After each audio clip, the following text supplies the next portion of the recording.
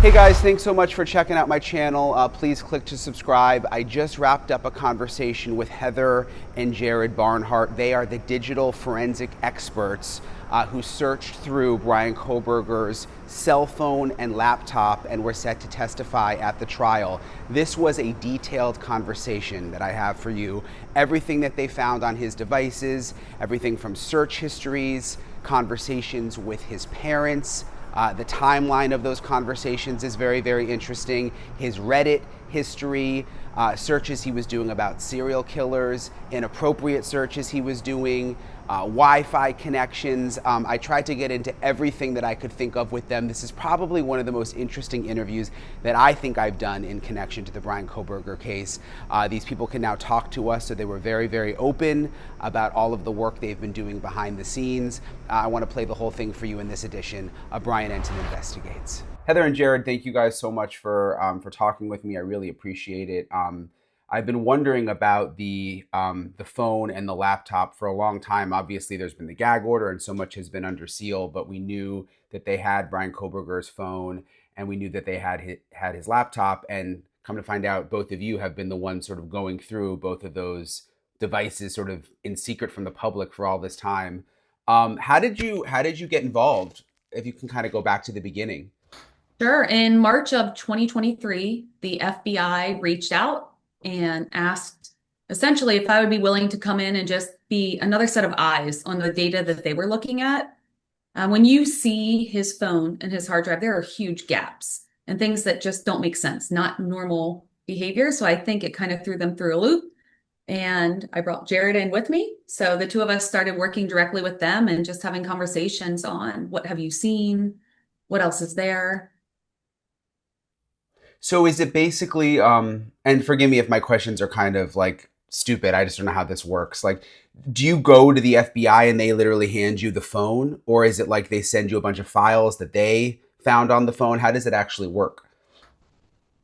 You want to take that? Sure. So we didn't actually touch the physical phone itself. They had already extracted the data from the phone and sort of made a copy of the hard drive for the laptop.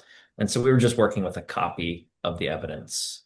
And so if you think of all the data that's stored on your phone, when it gets extracted, it kind of gets pulled out into a zip file. And then we use software like Celebrate software to take that zip file and put it on your screen into categories with parsed data, decoded, data so that you can see it and work with it. Did you both work on the cell phone and the laptop, or did you kind of divide and conquer? Yeah, we both started on the phone and then I kind of took over on the hard drive, but it was a constant back and forth because he was logged in to Chrome with the same profile. So just communicating on, I see this, do you see this? Does the timeline make sense? Where are the gaps? He cleared more on his laptop than he did on his phone. So just constant communication back and forth is how we kind of approach this. Yeah, I mostly just worked on the phone. I didn't do anything on the hard drive. So what did you first notice on the phone? Well, I think the brief sort of when we showed up, the brief was, we've looked at the data. So the FBI folks had already looked at the data and they came to us with there's a gap in time that we see in his cellular records from this minute, in the middle of the night until this minute in the middle of the night.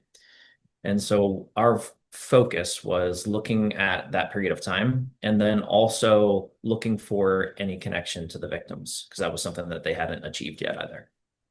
And when you talk about that gap in time, is that the time when we know that he apparently turned off the phone? Yes. Yeah.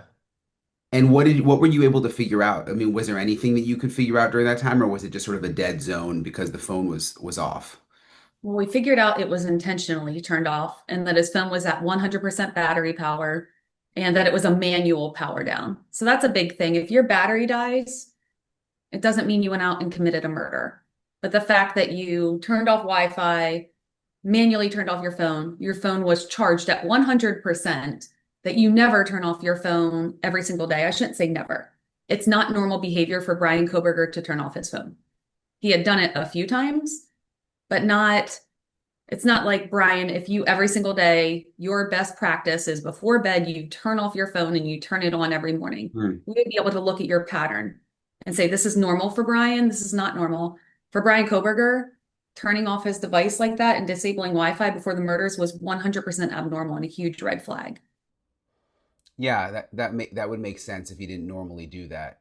So when his phone powered back on, what did you notice from that point? So there, one thing to remember in this case is the time to evidence really matters with digital evidence.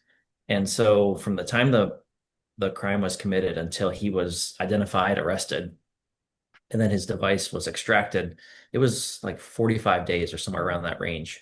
And so as we talk to you right now, my phone is rich with data that is right now, but it can't keep everything forever. And so the more time that passes, the less rich the data is. So some things naturally were purging over time.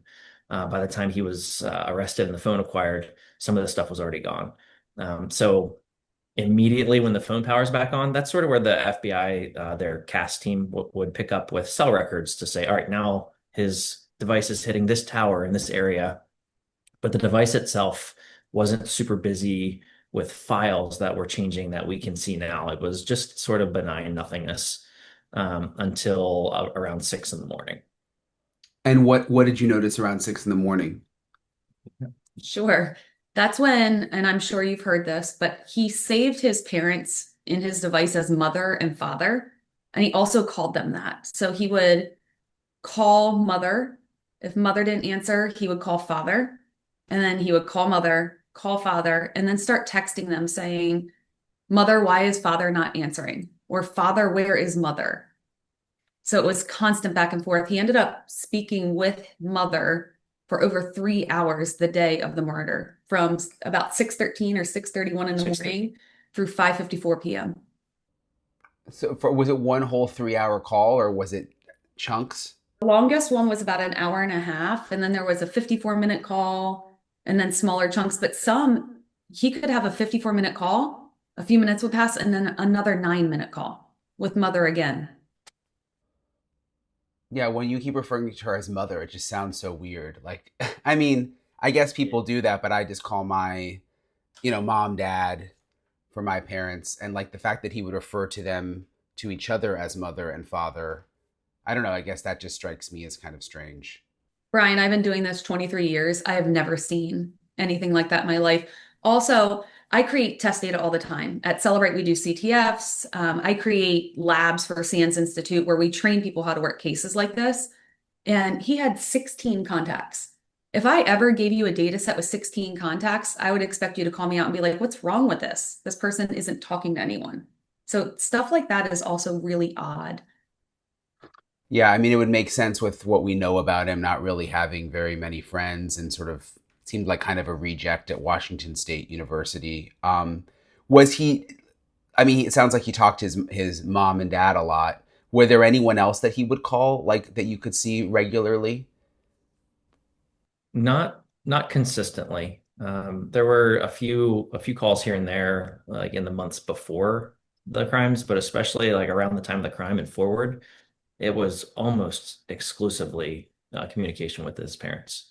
Did he talk to them every day? Yes, like a lot. Morning and night, as early as 5 a.m. his time. Every single day, pretty much? He talked to them every day, from what we can see. Interesting. Um, and I mean, I think I know the answer to this question, but there's no way to know what they were talking about, right? Based on the data that you guys can get from the phone. No. No, and that's I think one of the tricky pieces is, for some of the evidence that we don't have because time passed, we do have these call logs. And the one call was 54 minutes leading up until 9 a.m. the day of the murders.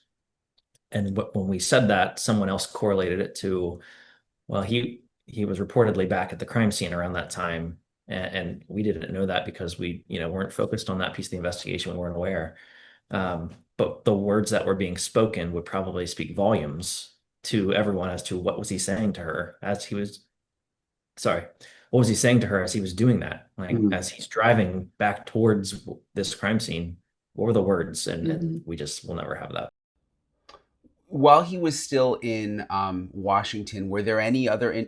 Were there any other interesting text messages? We obviously saw the one photo that came out, like that kind of creepy photo, selfie photo. I'm assuming that was off the phone. But was there anything else interesting, like in the days and weeks, after the murders, still in Washington?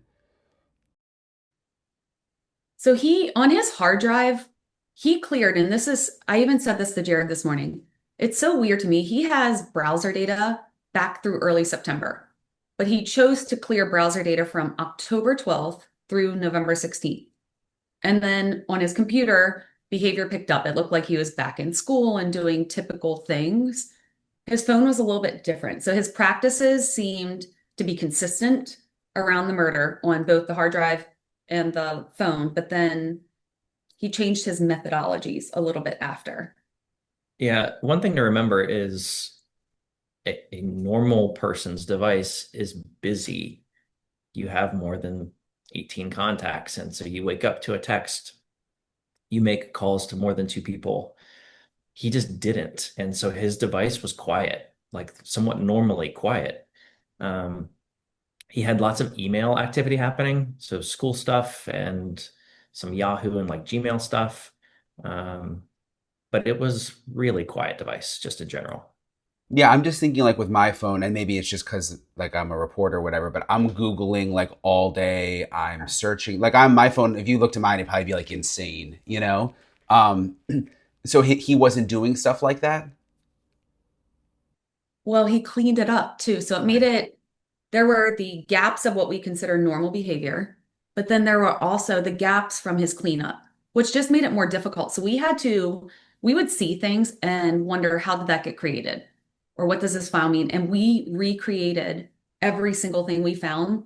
So when we had to sit there and testify and explain to the jury that this is what a user presses, this is what that file looks like, this is how we know. Just to cement in the fact that we were testifying to lack of evidence proving a crime. And so when you say he cleared or cleaned his device, is that just clearing the browser history essentially, or? Somewhat. Yeah, on the phone, clearing the browser history. On the computer, it was a little bit more. I found the presence on November 16th of a file called Eraser, but he was crafty. And usually you could see, okay, Eraser was run and it wiped these files. I couldn't find that level of detail, but I could see that Eraser was run on November 16th. Could it be from a virus scan or some other scan of software he had on his computer? Sure, but But with all the other clearing and stuff, it's just unlikely. and he was taking some measures. You might say that it was just being security conscious user, but using NordVPN as sort of a normal activity so that his IP address wouldn't be easily discovered. Um, Heather said before he turned off Wi-Fi just completely off 2 days before the murders happened, but he also used incognito mode consistently. So on Google Chrome, using that extra layer of security that they've built in so that people can't see what you're searching and doing, he was doing that as well. So there's a lot that you're pretty sure he was doing that you didn't weren't able to see. Absolutely. But thank goodness he made mistakes. So people don't realize if you bookmark something, or Jared can talk a little bit about autofill, but when you're typing things into a browser, the browser wants to remember what you're typing in those boxes so it can render it faster to you the next time you're on different websites. So things like autofill, bookmarks, and downloads aren't done in a private manner. So they go with everything else. And it's not as easy to clean those up on a phone. Um, Yes. oh, Go ahead. sorry. Go ahead, Jared. No, I was just gonna keep going on that, but go with your question. We'll get there. Um, what about Wi-Fi networks? Like you mentioned, he turned his Wi-Fi off. I think a couple days before the murders. But could you see which ones he had was connecting to before or after? There's a record of just a few. I mean, I think it was maybe, WSU, Washington State University. yeah, maybe five Wi-Fi networks that were still saved in his device that he had connected to, which is low. I think normally, devices would have a ton. I have a ton of Wi-Fi that I've connected to over time, and they just persist. But he had just a few, and it wasn't anything super notable from what we could see. Was there anything that stood out, like in relation? A lot of people have been talking about the Mad Greek restaurant where one of the victims worked. Was that in his phone? It was in the Google Maps cache, which means if you open Google Maps and you search for nearby restaurants, or if you typed in Mad Greek, it was physically on his phone. He could see it, but it doesn't show that he connected to the Wi-Fi. It just shows that he had interest in that restaurant. And sadly, there wasn't a timestamp associated with it. It was in a passive file, a passive assist associated to Google Maps. Okay.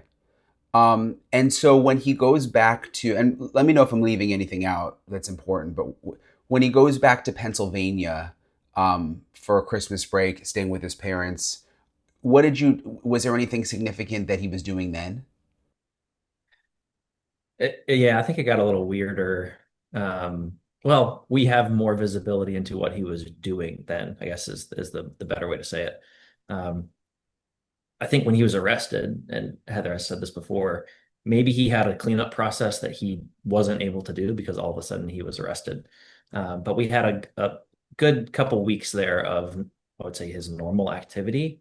Um, and it was very abnormal, but maybe his normal.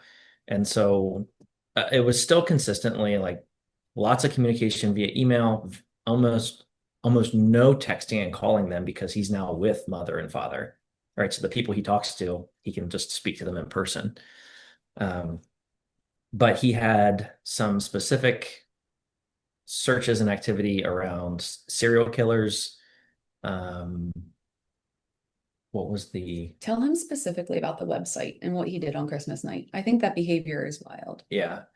So on Christmas night of 22, just a few days before his arrest, at the very like last few minutes of the day and into the early morning hours of the 26th, he went to a website that is serial killer timelines. It's this really like rudimentary looking website that just has a list of people, and everything you click, it sort of like loads the biography of that person.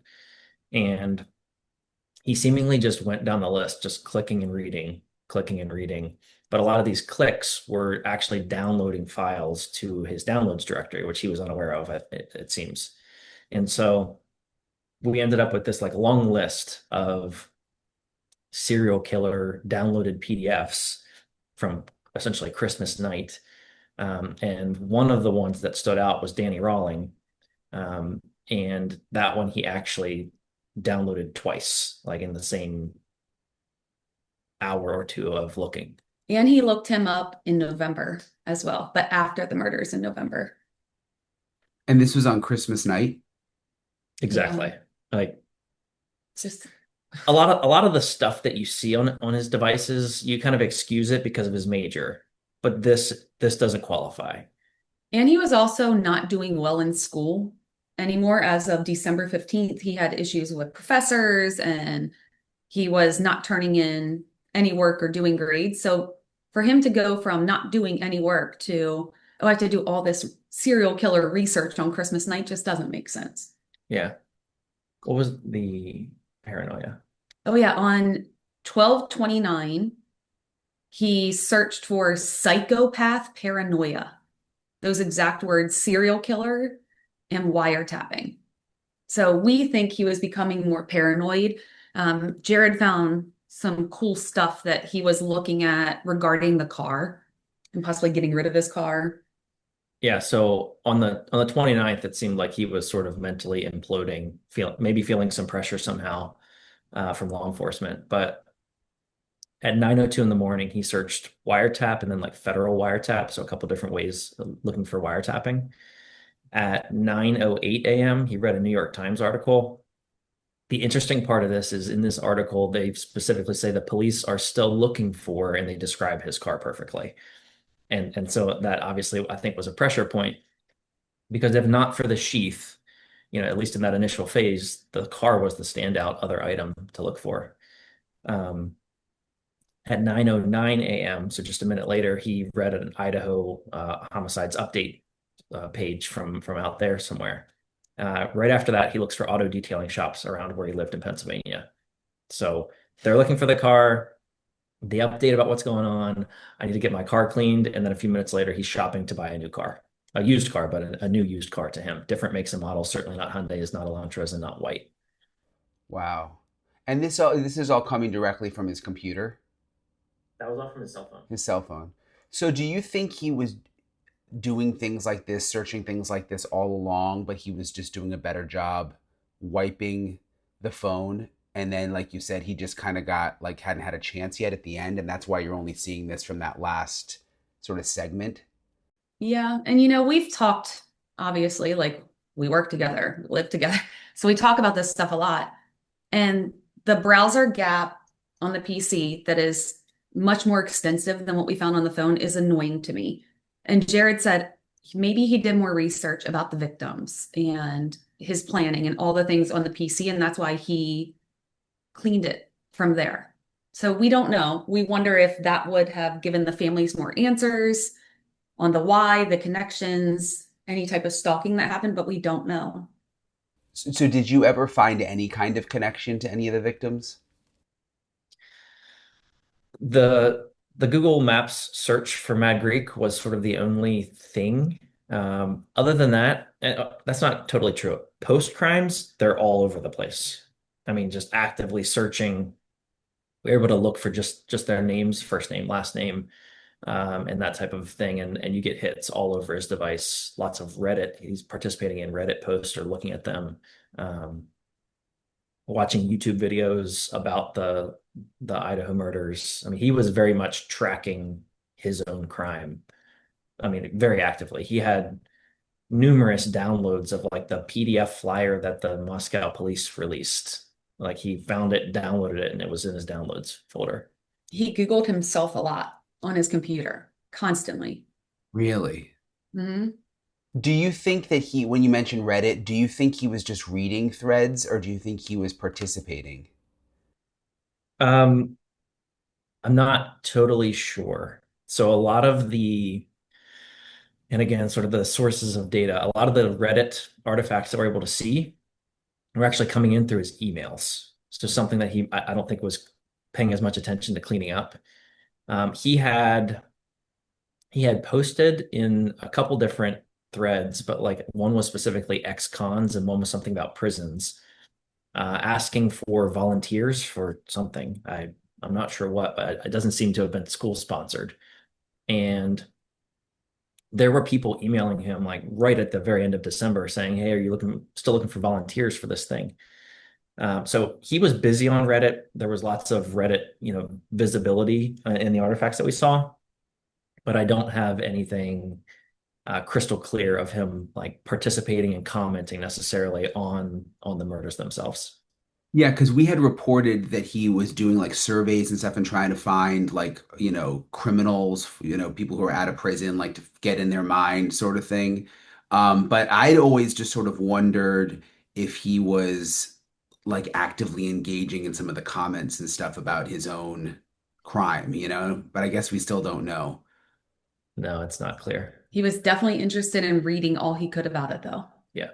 Was there anything like you mentioned YouTube? I don't know if you can remember. Were there any like particular channels or shows or websites that he would go to frequently to Hmm. keep track? We found the knife one, right? Yeah, there was one YouTube video about the K-bar knife that was post-crime though. Um, Lots of true crime type of, so a lot of this stuff was from screenshots. Like you'd see a picture where he just had a video playing, read the bar at the bottom. The next thing, proposed to him to watch was up top. But it was a lot of like serial killer and true crime type of content. What about like pornography? Was there anything in that department? It was, This is where autofill got him. yeah, it's super weird. So there's evidence of him viewing pornography. Again, the gap in time around the murders is pretty clean of there's not really much there of anything. But later there's evidence of him looking at pornography websites. But then the autofill kind of captured some of his search terms specific to pornography. So what that means is he would go to a website and use the text box to type whatever he needed to type to search for. And then that website was, unfortunately for him, saving that term into an autofill category that is not as easy to clear. So while we can't necessarily put a date and timestamp on when he did these things, we did see what was weirdly consistent for non-consensual sex acts that he was searching for. So they're really nasty terms. So I clean it up a little bit. Yeah. Involving rape, drugged, sleeping, and voyeurism. And so he was Googling those terms. Yeah, like that was the thing he typed into the search box. Is literally what this artifact is. He typed these words and then search. And was this around Christmas time? I'm not sure. The timing of them isn't clear. It's just the words are saved. So And you, usually what we would do is take that artifact and then tie it to the history. But he cleared that piece for us. So we couldn't, that was our missing piece of the puzzle. So we would have all these different things and we couldn't put the puzzle together completely because he had made our jobs difficult. Not impossible, but difficult. how would you rank him? I mean, in terms of being good at clearing his history, because in some way, I mean, like I think about him leaving the knife sheath behind, and still all the cell phone records they were able to keep. I mean, he was kind of sloppy in a lot of ways for this criminology PhD. I mean, was it similar with the way he was clearing the history? Was he good at it, or? I would say that the job was tough, but I don't want to give him credit.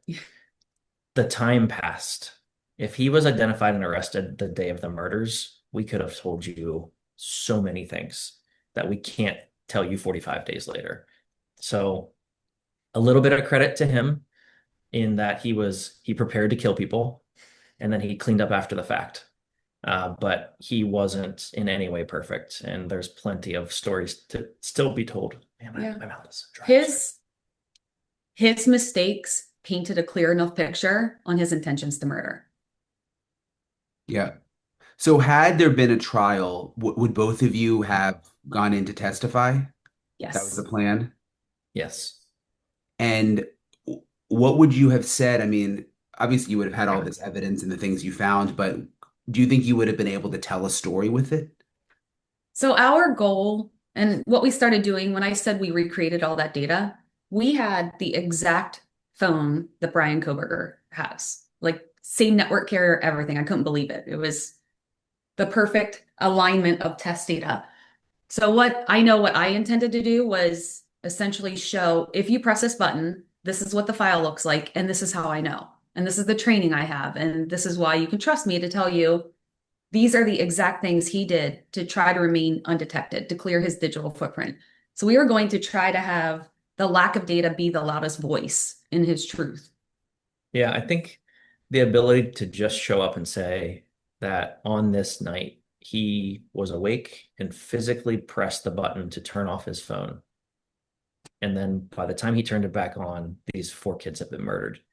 That one thing that we were super sure of means that he wasn't at home, he wasn't asleep, he wasn't doing a million other things. He was specifically awake in the middle of the night when this happened. And that one piece, I think, tells a big story. And this whole stargazing alibi, I guess, doesn't. That was just dumb. I had to write in a report, a phone can't take a picture while it's powered down. But yeah, that was not the case at all. There Yeah, was an why would evening you or turn your two. phone off to go stargazing, you know? He did that a couple times. He did have pictures of going out, watching a sunset, taking pictures of the moon. That was a thing, but not this night. Were there any other pictures on his phone that just you remember that just sort of were interesting to you? Yeah, he took a lot of selfies. And what's interesting is he didn't do anything with them. It was like he was documenting himself for himself. So he would take his shirt off and do different poses and mirrors, flexing his muscles, like try to get a profile picture of himself. Very much like how, what's the actor's name in American Psycho? Christian Bale. Christian Bale, how much he loved himself and how pristine and clean and perfect he always thought he was. That's what it reminded me of. Just admiring himself in So different positions. the act of taking a selfie with your shirt off is not a big deal. Normally, something else happens with that picture. It gets texted, emailed, posted, something. Just nothing. It was just like recording himself. Wow, that's super creepy. What about would he send his mother and father any photos? Were you able to tell? Yeah, not selfies of like that, but he did text his parents pictures. Yeah, he communicated with them, it seemed, the content of almost every day of his life. So to take a picture of what he saw outside, it was snowing, it was raining, he was at this park, like they received those pictures. That was normal. And he was still doing his selfies in December in Pennsylvania because there's one, he took two of himself, and one mother is sitting in the background over his shoulder. It's interesting how much he talked to them. I was just thinking about this yesterday because when I was reading all these new police reports from Idaho State Police, like all the complaints from Washington State University fellow students, professors, I mean, there are so many that were complaining about this guy, and people, I mean, women even crying like that they were so freaked out by him. It wasn't the same level in Pennsylvania. Like there were people that were creeped out by him, but not like that. Like people he worked with didn't say that when he was in school there. So I kind of have wondered, like if he was spiraling because he was away from his parents, like that was his only sort of support system, which it kind of sounds like they were. I was just because there's such a difference in what we've heard from people we interviewed in Pennsylvania versus in Washington. Like, yeah, he was creepy in Pennsylvania, but not like, I mean, he kind of like turned into a monster at Washington State University, you know? Yeah, I think we heard or read that a professor called him a predator and said that Yeah. she knew he would become a predator. Yeah, I think from what you just said, the one thing that from what we worked on, we could definitely validate is the support system. It seemed like he could not function without that connection. Yeah. And you have to wonder what that conversation was with his mom um, right after. I mean, that's crazy. So, what were you sort of preparing for with the trial? Like, were you going to have to be on the stand for days? I mean, was this sort of like weighing on you? Were you ready to go? It was weighing on me. We have a million things going on, like day jobs. This was never our full-time job. We were brought in to help the FBI because they knew me from Sands Institute, where I train. So it was kind of a, sure, we're going to help you because we care. And I love learning from investigations too. So we were just assisting the FBI. It was never a full-time thing. So it was, we got subpoenaed for, hey, the trial's going to be August through November. We'll let you know when. So we had no idea. We're still trying to book our work travel and daily lives, knowing this was going to pop up. But I also think testifying to the lack of evidence versus saying, I found this exact file, look at this screenshot that says I'm going to go commit this heinous crime, was mentally challenging for me. Yeah, so Heather had reached out to the FBI and we talked about doing like a mock trial to prepare just to understand what it might look like for prosecution, for defense. Um, but the information that we found, like some of the things, it was unknown artifacts until this case. So here's a log file. It has a timestamp that's pertinent. What is this file even doing? And so I think the complexity of that, because it's not just like, oh, well, the Celebrate software parsed it and put it on the screen and anybody can just double click and see what it is. It was almost the opposite of that. It was almost all unknown artifacts. And so that would have been a little difficult, but okay, because we did the testing to validate it. Um, what did you think when you found out there was the plea deal? Did you just find out like everybody else, like just in the news, or? I think we heard they reached out to us and said that I believe that he may be taking a plea, but we have to wait for sentencing before because we were under the gag order. We couldn't say anything or do anything. So we heard from the investigative team that that was going to happen. And this is where Jared has law enforcement background. For me personally, sad for the families because they wouldn't be able to hear things, but also relieved for the families because the stuff they would hear would probably cause even more trauma. But knowing for ourselves, the burden of helping find him guilty wasn't on us anymore. Like he was kind of doing that himself. But I do wish I knew he wouldn't. I wish during the sentencing that he would have said why, but everyone wishes that. Yeah, I'm sure even just for your own personal curiosity, considering you had to like go through his phone and try to solve this puzzle. Would have been Um, probably. I just can't imagine. I don't know. Now that we've talked a little bit with Olivia, and we plan to go visit the families and just let them ask us questions and talk to us and show that we did this for them. So we want them to have as much truth as possible. But just thinking of your 21-year-old, it's terrible. It's absolutely terrible. I can't imagine what they feel. And Brian, we were like this much of this case. You know, his this phone thing and some stuff on a computer. The investigative teams had mountains Hmm. of data and sources and interviews and things to work through. So we would have been a blip on the radar in this trial, but I think we would have had a few important things to say. Do you think his defense with in connection to the stuff that you found would have just been like, oh, he's a criminology PhD student. Of course he's into serial killers. Of course he would be looking at the murder that happened right in his backyard. I'm guessing that's probably what Ann Taylor would have come back with. So that was, I think, going to be very challenging Hmm. because I think the prosecution would have wanted to put forth almost all of these details, and the defense would have not wanted the jury to hear them because of the excuse of his studies. So I'm actually not sure how it would have played out. I think that we could have painted a picture of the reality of what he was doing and when and how it wasn't aligned with his studies, but it would have been a court argument for the judge to decide.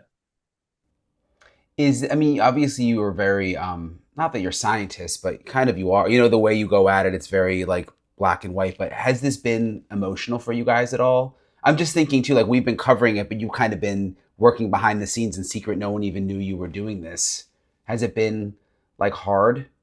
More so now that we read things and we're like, oh, wow. So we didn't know that he went back to the scene of the crime when we talked about those call logs. We didn't know that. We would have found that out in the trial as well. So seeing the things get pieced together and what the entire investigative team does makes it seem more real. Because when we went into this, we wanted to just look at the data, try to not have emotional ties to it. We didn't watch anything in the media. We didn't watch Dateline. We didn't talk to anyone. So we tried to just let the data tell us the truth. Yeah, it might sound cold, but we were insulated from the details. And so all of the things that have everyone so emotional and spun up Hmm. about everything, you know, people that have nothing to do with this case, we weren't encountering those feelings because we just avoided it. So we stayed focused on the one thing that we had in front of us and didn't pay attention to the noise. So you didn't get to see any of the other details. It was literally just you were just focused on what was in the what you could find in the laptop and the phone. And then guidance from prosecution and FBI saying, hey, can you all look for this thing now? Can you look for this thing now? So they would give us the guidance on what they needed and we would dive deep and give it right back. Yeah, you could ask us a question that you're super sure of right now, and I would say I didn't even know that happened. Yeah. Wow. But Um, but after the fact now, getting to talk like with one member of one of the families, like that is where we realize now, okay, we might be able to say one thing that answers a question or that makes these people cope or feel better. So we'll do that. Yeah, what did that feel like talking to Olivia? Because I'm assuming it was kind of like a job and then it sort of transfers into like, oh, these are real.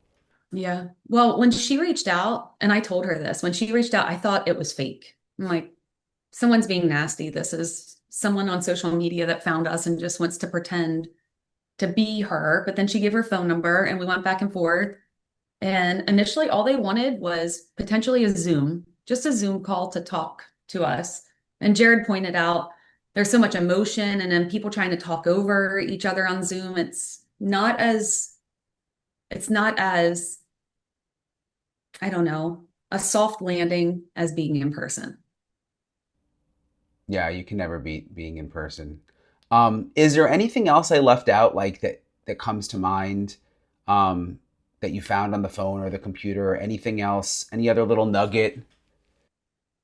Um, so if you asked us both to do nothing else but work on this one phone, we could go a year and still not look at every file. Yeah.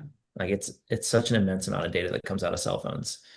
Um, there were some emails that I'm not sure we talked about.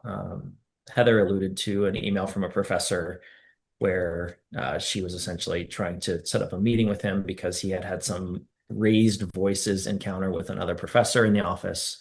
The rest of that story is a few days later, they sent another email terminating him from his TA, his teacher's assistant position for the spring semester. He had written back a sort of note trying to appeal it and was saying, I won't have health insurance. I don't have money for tuition. So this getting fired from the TA position was going to be a big deal that he wasn't going to be able to return for school. Trying to think, the only other email I think that really stood out was the Reddit officially suspending his account on the 30th for like violating their rules, but it was the day of his arrest. It was like the news popped and Reddit was like, let's go find this guy and basically You think that's what it was? That's what it seemed. It was the 30th. So either he posted something that I didn't see. Either that or something on that cons channel. Yeah. Who knows? I'm not sure, but there's an email from Reddit saying this account is suspended. I'm still so curious if he was like actively. There was that whole Papa Roger thing. I don't know if you guys heard about that the police said And wasn't we didn't true. find anything on Papa Roger, but also he cleaned up well. And on an Android, if you want to delete an app or delete social media, you can leave the app installed and erase all user data. And that's super easy to do. And it seems like that's what he had done. But again, the investigators can get search warrants and go to Instagram and Reddit and Facebook and get warrant return data that Jared and I didn't have access to. We weren't asked to look at that. Yeah. Well, Jared, Heather, thank you both so much for talking with me. And thank you for all the work you did on the case. I mean, no one even knew you guys existed until sort of you're like secret for so long. But That was the point. Yeah. Yeah, right. I guess so. Yeah. But really appreciate it. Thank you so much. Thank you. Sure. Thanks.